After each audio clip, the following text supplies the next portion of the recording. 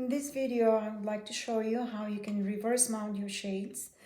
The Vako 2004 truck is designed to work both ways. You can have the shade mounted at the front of the hook strip, or you can flip the entire truck and have the shade mounted at the back of it.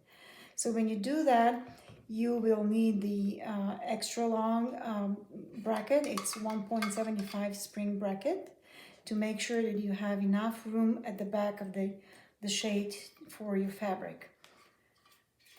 So here it is. We mounted with a hook strip. And now when you go to install the shade, you don't need to cut extra slits here through the fabric because the bracket can accommodate that just perfectly well. You can mount the bracket to the wall or to the ceiling and simply attach your shade with no extra work.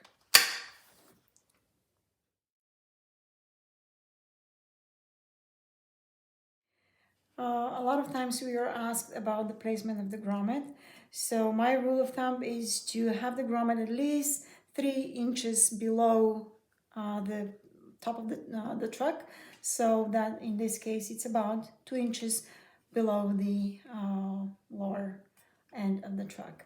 So that makes for a very smooth operation. If you have your grommet placed a little higher, that may disturb a little bit the lifting of the shade.